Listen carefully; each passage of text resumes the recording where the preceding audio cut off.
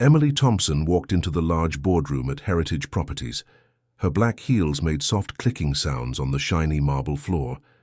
She wore a professional navy blue suit and carried an expensive leather briefcase. The meeting room was impressive, with tall windows and a long mahogany table. Several men in expensive suits were already sitting around the table. When Emily walked in, they looked up briefly. One man, James Norton, the senior partner, pointed toward a small table in the corner of the room. "The coffee station is over there," he said without really looking at her. "I'll have black coffee with 2 sugars, please." Michael Hayes didn't even raise his eyes from his papers on the table. "I'll have tea," he added casually. "Milk? No sugar?" "Thank you." Another man named Robert Williams spoke up from across the table. "Can you get the financial reports from my office? They're in the top drawer of the second cabinet." He waved his hand as if sending her away. Emily felt her heart start to beat faster. She took a deep breath to stay calm. Her hands gripped the handle of her briefcase tighter. This wasn't the first time she had faced this situation, but it never got any easier to handle. "Excuse me?" Emily said in a polite but firm voice. Robert Williams looked at her with impatience. "The reports, please," he repeated slowly, speaking each word carefully. He spoke as if he was talking to someone who couldn't understand English properly. "We have a very important meeting starting soon." Emily's chest tightened with tension, but she managed to keep her voice steady and calm. "I believe there's been a misunderstanding."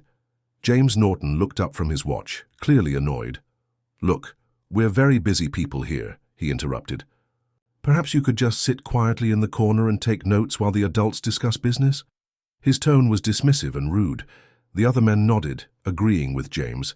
They seemed to think it was reasonable to treat Emily this way. None of them questioned their assumptions about who she was. Emily felt a familiar sting of humiliation. Her face grew warm with embarrassment and anger, but she controlled her emotions. She refused to let them see how much their words hurt her. Instead, she lifted her chin with quiet dignity. She walked slowly to the head of the table and sat down, her briefcase carefully. The leather made a soft thud against the polished wood.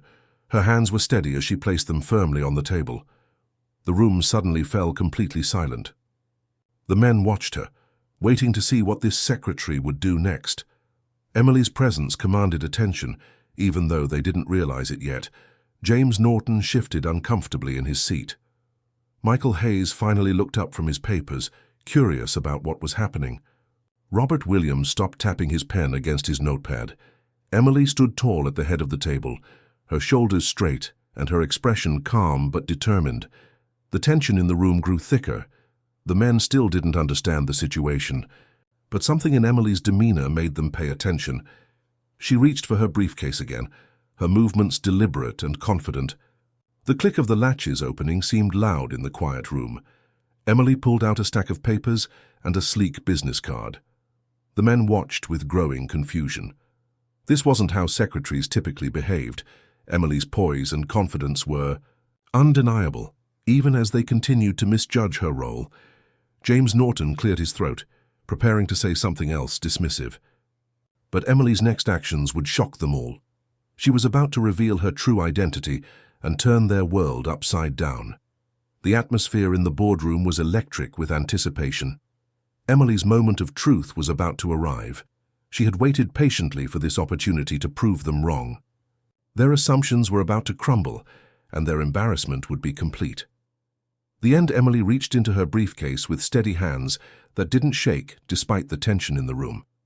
She pulled out a sleek, expensive-looking business card.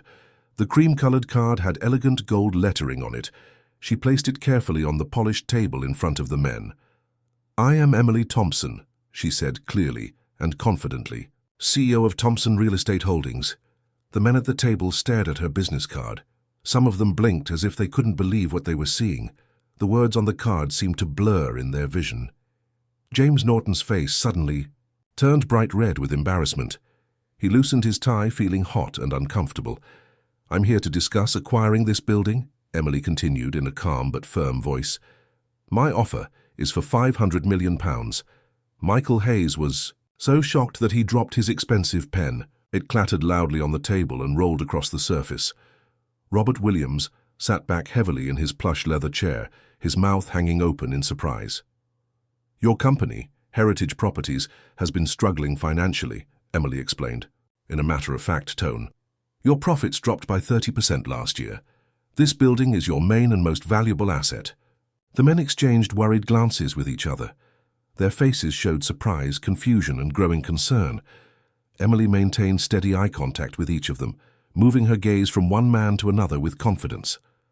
"I believe my assistant scheduled this meeting 3 weeks ago," she added calmly.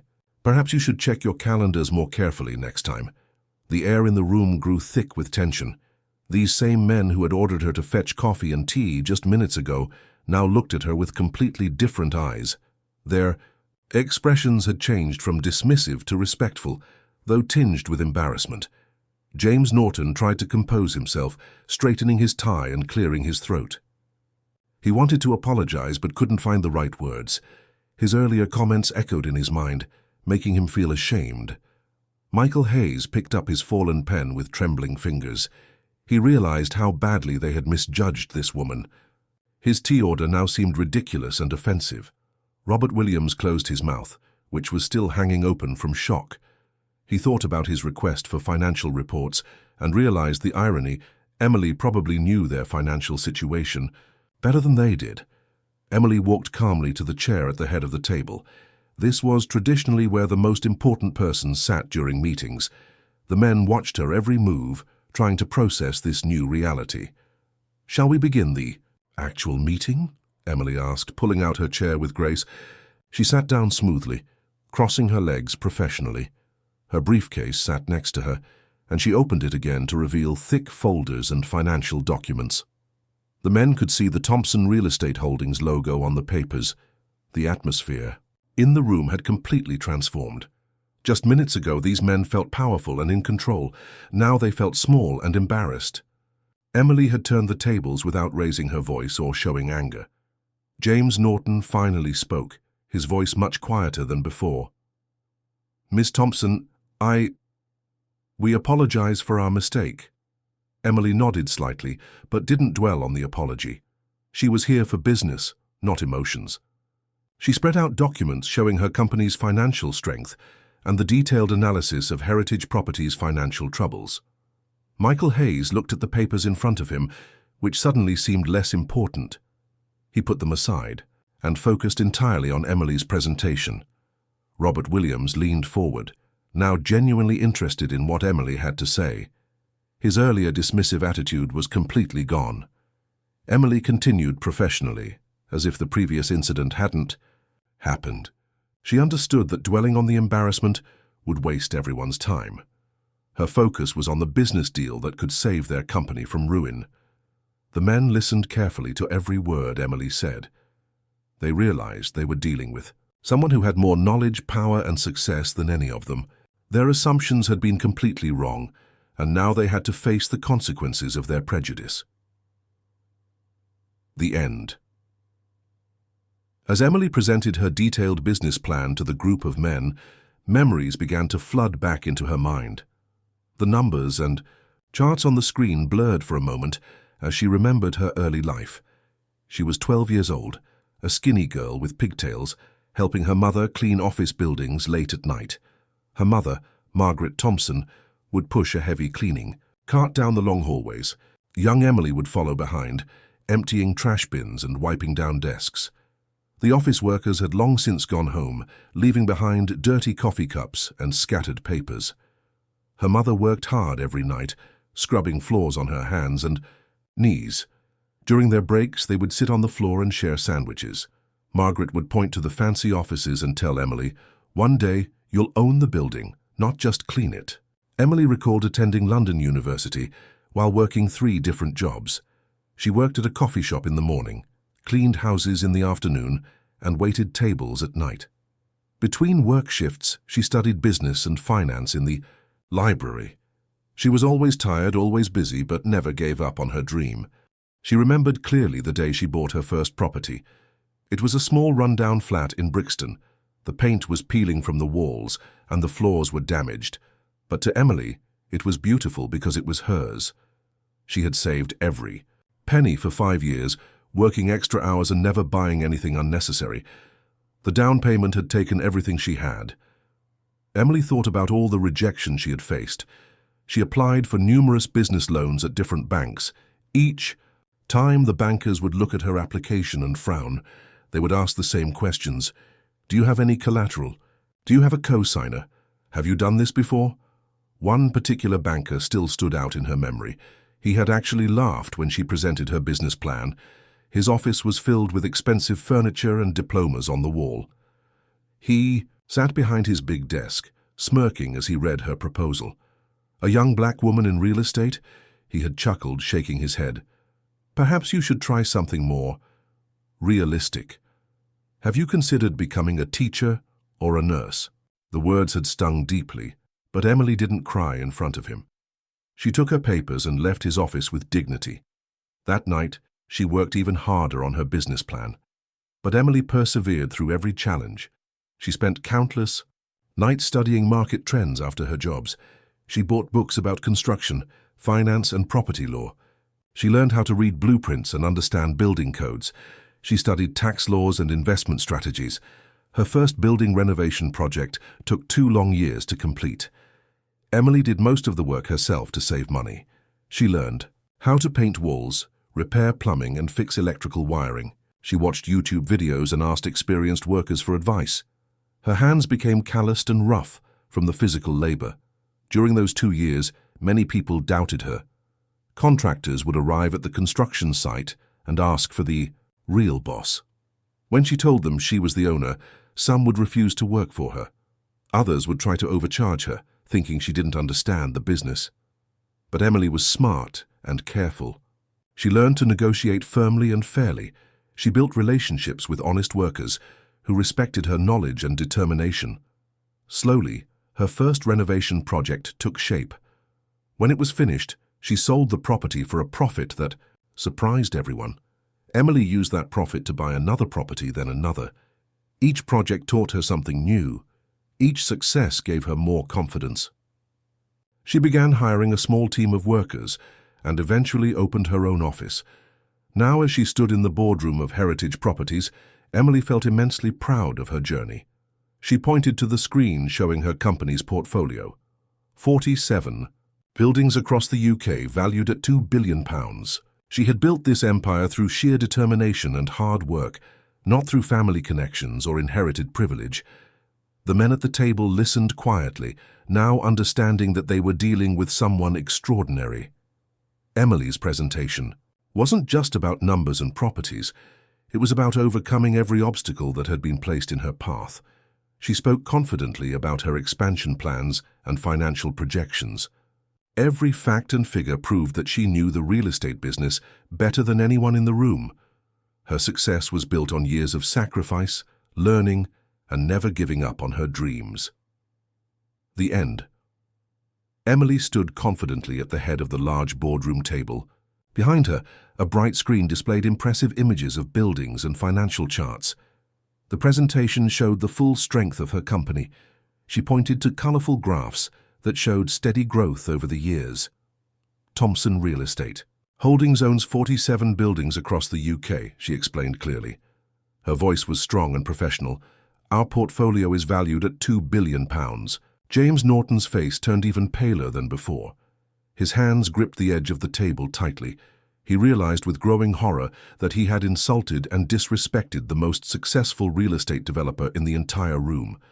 His earlier comments about her being a secretary echoed painfully in his mind. We've developed affordable housing projects in Manchester, Birmingham, and Leeds, Emily continued smoothly. She clicked a button to show pictures of beautiful apartment complexes and neat rows of townhouses. Our commercial properties include some of London's most prestigious addresses. The men watched the screen with amazement. They saw prime office, buildings in the financial district, and luxury shopping centres. Each property was more impressive than the last. Emily's company managed hotels, shopping malls, and business parks across major cities. She clicked to the next slide, showing a detailed financial analysis. This building you're meeting in, I'm prepared to pay fair market value, Emily said directly. The current appraisal shows it's worth £400 million. I'll offer 500 million, which is well above market price. The men's eyes widened at the generous offer. They knew their building was valuable, but Emily's offer exceeded their expectations. But I'll also offer employment to your staff during the transition, Emily added kindly. I believe in keeping good teams together. Your employees won't lose their jobs just because management changes. Robert Williams cleared his throat nervously. He shifted in his seat, clearly uncomfortable with what he needed to say. We apologize for our earlier behavior, he finally managed to speak. His voice was much quieter than when he had ordered her to fetch reports. Michael Hayes nodded quickly, eager to make amends. We made terrible assumptions. It was completely wrong of us. His earlier confidence had disappeared entirely. He looked down at his hands, unable to meet Emily's eyes directly. Emily smiled gently, showing no trace of anger or bitterness. We all make mistakes, she said kindly. The important thing is what we do next and how we learn from them. She pulled out thick legal documents from her briefcase. The papers were professionally bound with her company logo on the cover. This offer will help your company restructure completely, Emily explained patiently. You can focus on your core strengths while I develop this property to its full potential. Emily spread the contract across the table. The men leaned forward to read the details. The terms were surprisingly fair and generous. Emily had included provisions for employee benefits and severance packages. She had even offered consulting contracts to the current management team. James Norton picked up his pen with shaking hands.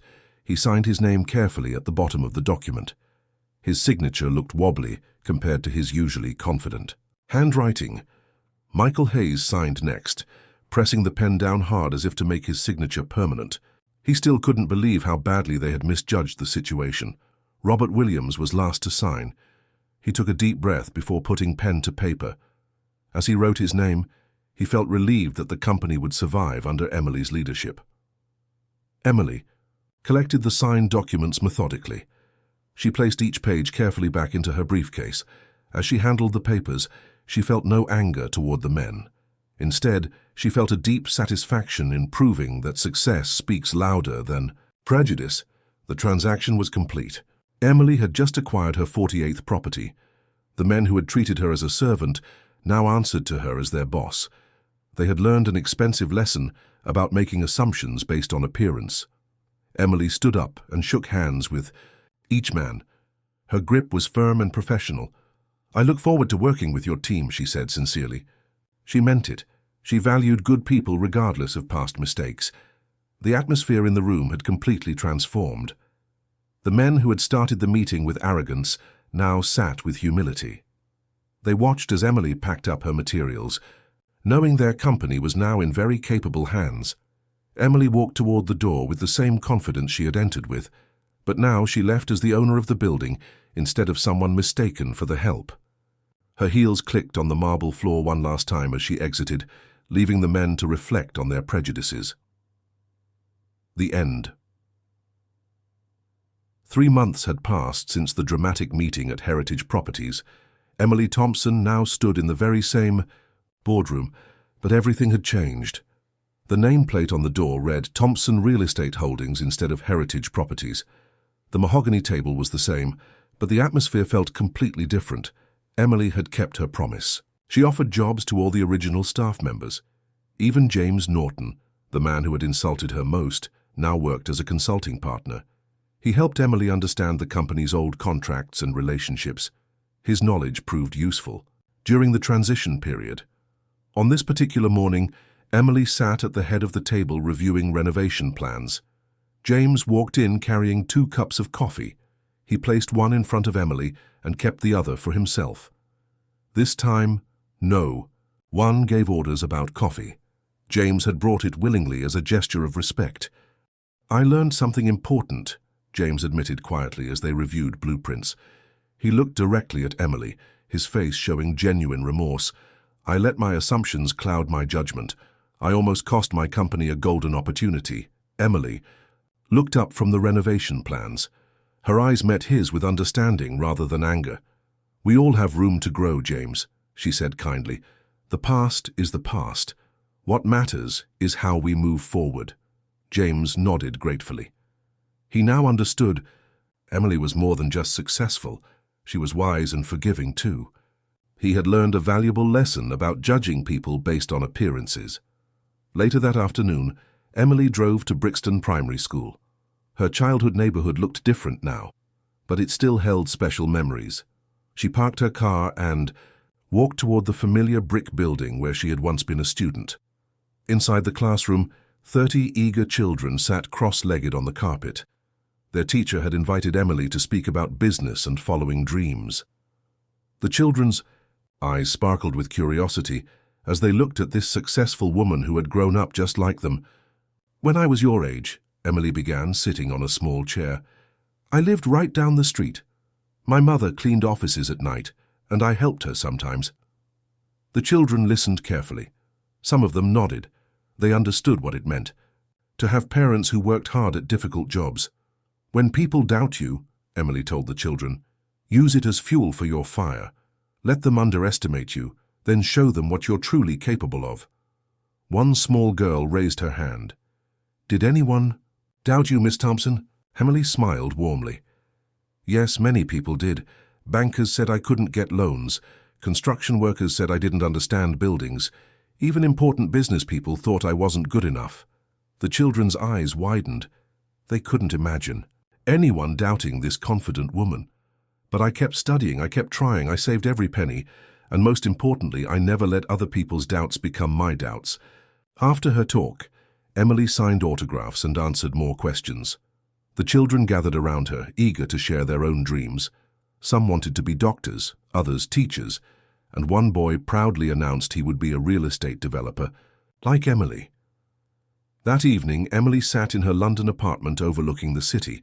She pulled out her phone and dialed a familiar number. Her mother answered after 2 rings. "Hello, love." Margaret's warm voice came through the speaker. "Mum," Emily said, her voice filled with happiness. "Remember when you used to clean those offices? Remember the big building with the marble lobby that we cleaned every Friday night?" "Of course I remember, dear. Heritage Properties. Fancy place." Emily smiled broadly. "Mum, I bought the company that owned that building. I bought Heritage Properties. I own the place we used to clean." Her mother's laugh came through the phone, warm, proud, and full of love. "I always knew you would, love. Even when you were 12 years old carrying that mop bucket, I could see greatness in you." Emily felt tears forming in her eyes. Her mother had believed in her when no one else did. That faith had carried her through countless challenges. After hanging up, Emily stood at her window looking out at the London skyline. The city lights twinkled like stars. Her buildings dotted the landscape, each one representing dreams achieved and barriers broken. From the small flat in Brixton to the luxury apartments in Mayfair, every property told part of her story. She thought about the message she wanted to share with the world. It wasn't just about real estate or business success. It was about something much bigger. "Dignity and determination can overcome any obstacle," she whispered to herself. "When you believe in yourself, you can change not just your own life, but the world around you." Emily raised her coffee cup in a private toast. To her mother, to herself, to everyone who had ever been underestimated. In the reflection of the window, she saw the girl who used to clean offices transformed into the woman who now owned them. The journey had been long and difficult, but every step had been worth it. The end.